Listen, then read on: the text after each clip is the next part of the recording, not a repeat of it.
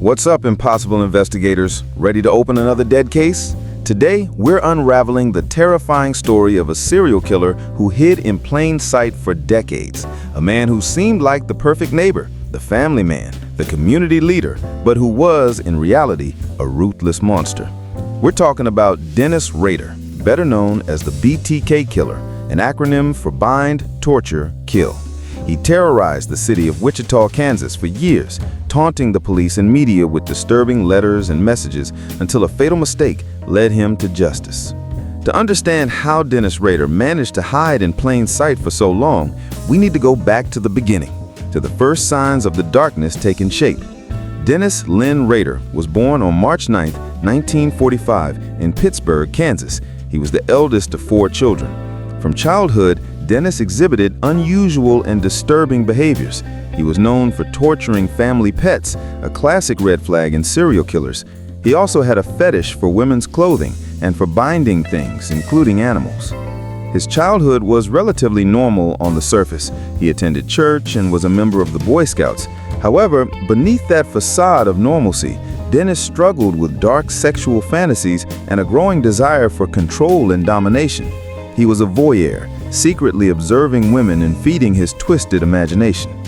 After high school, Dennis served in the U.S. Air Force for 4 years, from 1966 to 1970. He married Paula Dietz in 1971 and had 2 children, a son and a daughter. He seemed the picture of an ordinary man building a life. He worked various jobs, including at ADT Security Services, a security company where, ironically, he installed alarms in homes, which gave him knowledge about how to bypass security systems. Later, he would become a compliance officer in Park City, Kansas, a position that allowed him to patrol the neighborhood and, again, have access to residences and privileged information. This double life, that of a respectable citizen and a sadistic killer, is at the core of the BTK story. The BTK killer's reign of terror began in 1974. The city of Wichita, Kansas was about to be plunged into a nightmare that would last for decades. Rader carefully chose his victims, usually women and families, invading their homes and binding, torturing, and killing them. His signature was control, humiliation, and the gratification of his twisted sexual fantasies during the murders. On January 15, 1974, the Otero family, Joseph, 38, his wife Julie, 33, and 2 of their children, Josephine, 11, and Joseph, the second, 9, were Rader's first victims. He broke into their home, tied up the family, and strangled them. He hanged Joseph Otero with a rope around his neck and a sock in his mouth. Julie Otero was strangled and suffocated with a plastic bag. Josephine was partially choked with a rope and hung from a pipe. Joseph II was also strangled.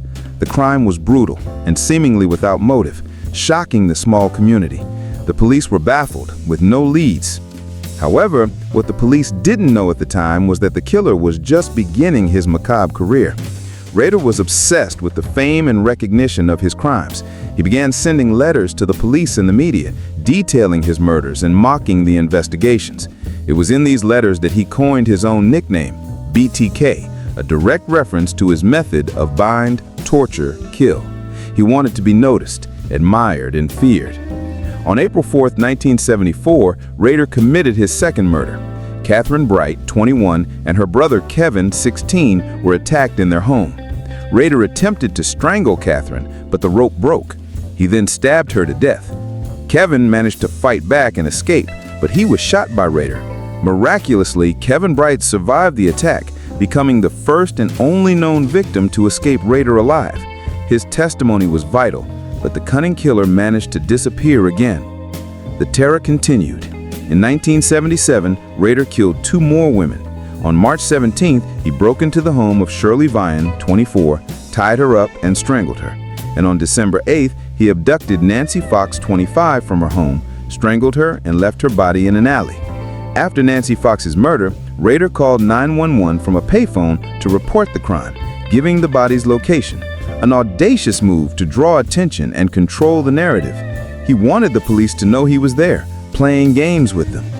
After the 1977 murders, Dennis Rader entered a period of silence. For almost a decade, there were no BTK attacks. Investigations cooled, and the fear in the Wichita community began to subside, but it never completely disappeared. Meanwhile, Dennis Rader continued his normal life. He became a respected member of the Lutheran Church, even a president of its congregation. He was an active father, a Cub Scout leader, a helpful neighbor. No one suspected that the man who attended community meetings was the monster who would terrorize the city. But Dennis's demon was not dead, merely dormant. In 1985, the BTK resurfaced. On April 27, 1985, Marine Hedge, 53, disappeared from her home in Park City. Her body was found days later in a ditch with signs of strangulation. Rader later confessed that he took the body to his church to satisfy his fantasies before disposing of it. Less than a year later, in 1986, Rader struck again. On September 26, Vicki Wedgley, 28, was strangled in her home. He took Polaroid photos of her in various sadistic poses.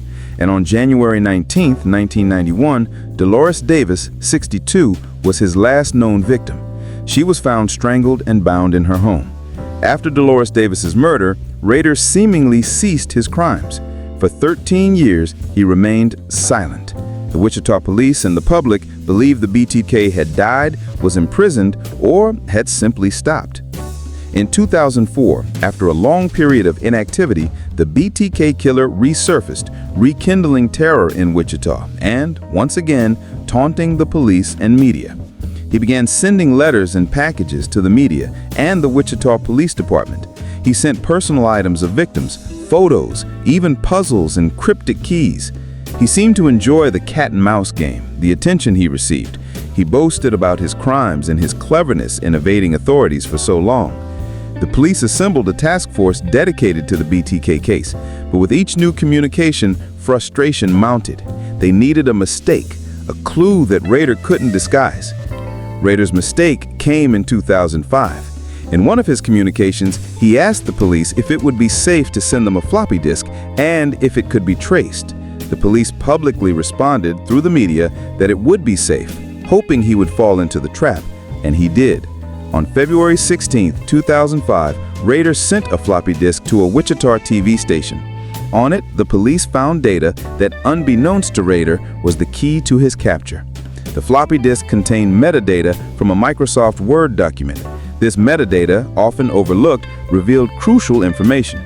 The document had been modified by Christian Lutheran Church, and the last user was Dennis. This was a huge clue.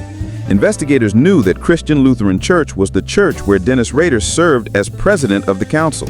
They knew that a man named Dennis Rader worked in Park City as a compliance officer and had been active in the community. From there, the police obtained a warrant to examine the church's computer, and they also began to closely monitor Dennis Rader. The final proof came from his daughter. The police obtained a DNA sample of human papillomavirus from her medical history, a tissue sample from a pap smear she had undergone. They used this DNA to make a familial link, which is when DNA from a close relative is used to point to the suspect because the relative's DNA has genetic similarities. The DNA found under Vicki Wedgley's fingernails, one of the BTK's victims, was compared to Rader's daughter's DNA. The result was a match that confirmed, without a shadow of a doubt, that the BTK killer was Dennis Rader. On February 25, 2005, Dennis Rader was arrested in front of his home in Park City. He did not resist. The man who had hidden in plain sight for over 30 years, the neighbor, the husband, the father, the church leader, was finally unmasked. The news shocked Wichita and the nation. No one could believe that the ordinary, unassuming man who always seemed so helpful was the sadistic BTK. In court, Dennis Rader pleaded guilty to 10 counts of first-degree murder. His confession was shocking, not just for the horror of his acts, but for the coldness and lack of remorse with which he described them. He spoke about the murders with a disturbing calm, detailing each one, explaining his motivations and his fantasies. He seemed to enjoy telling his story, as if it were a carefully rehearsed script. He seemed to want to shock the public, which, for some, was more disturbing than the crimes themselves. Victims' families were present in court, listening in horror to the brutal details of their loved ones' deaths. Rader's wife, Paula, filed for divorce immediately after his arrest, stating that she had no idea of her husband's secret life. On August 18, 2005, Dennis Rader was sentenced to 10 consecutive life sentences, totaling over 175 years in prison without the possibility of parole. He is currently held at the El Dorado State Penitentiary in Kansas. The BTK killer case is a testament to the persistence of law enforcement and forensic science. The use of familial DNA was a game changer, opening new doors for solving cold cases. But it is also a terrifying reminder of how evil can infiltrate society, hidden behind a facade of normalcy, even respectability. Dennis Rader was the man who hid in plain sight, a wolf in sheep's clothing who terrorized a community for decades, proving that we don't always truly know the people living next door. If you enjoyed today's video and want to hear about more killers who hid in plain sight, click on this video.